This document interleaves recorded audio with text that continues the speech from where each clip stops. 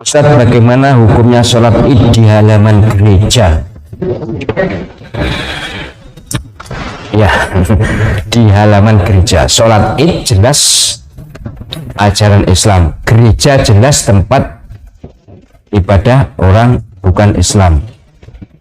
Tetapi di halamannya, jika tidak ada pilihan lain, misalnya di negara Eropa seperti Swedia tadi, misalnya cari halaman yang ada luas dan boleh atau ada izin dari di gereja.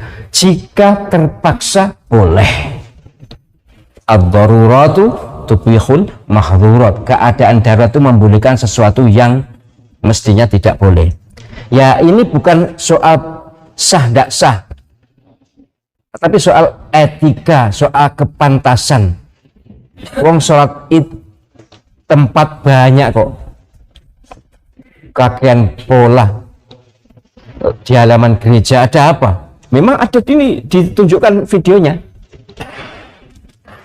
Nah, jika hanya sensasi, pertanggungjawabkan di hadapan Allah SWT. Wong ada masjid, ada halamannya, kok tidak dipakai misalnya. Tapi ini tidak ditunjukkan ada masjid atau enggak, kemudian ada halaman masjid atau enggak. Ini pokoknya yang luas itu halaman gereja, maka memilih di halaman gereja. Sholatnya sah asal murni syarat rukun sholat. Soal tempat, bumi ini seluruhnya milik Allah SWT, tapi ada beberapa yang tidak boleh untuk sholat, misalnya WC, ya kamar kecil, tidak boleh kan sholat, kurang gayanya. Kalau dapur, ya dapurnya wong-wong ini, dapur, kemudian tempat sampah, ya tempat-tempat yang tidak pantas. Nah, halaman gereja apa tidak pantas?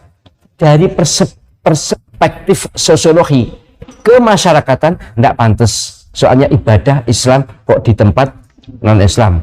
Bukan soal kita senang tidak senang dengan orang non-Islam, enggak, bukan soal itu, tapi soal ajaran agama kita ini harus kita yang jaga.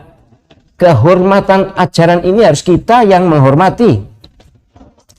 Nggak usah cari sensasi. Saya tidak tahu sebabnya kenapa kemarin itu ada sholat Idul Adha di halaman gereja.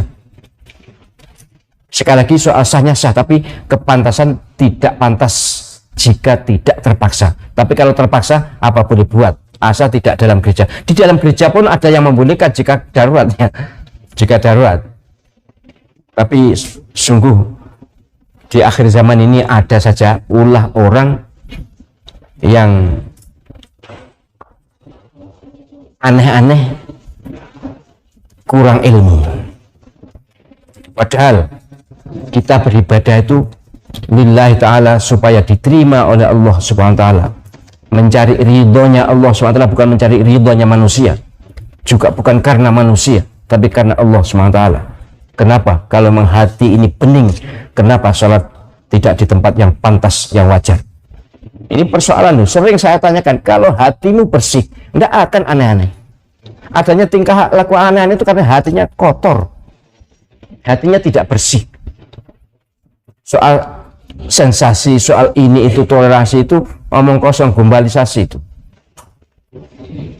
Ya, kalau kurang apa, mohon maaf ya, pergaulan saya luas sekali dengan para pendeta karena baik, tapi tidak membuat sensasi aneh-aneh.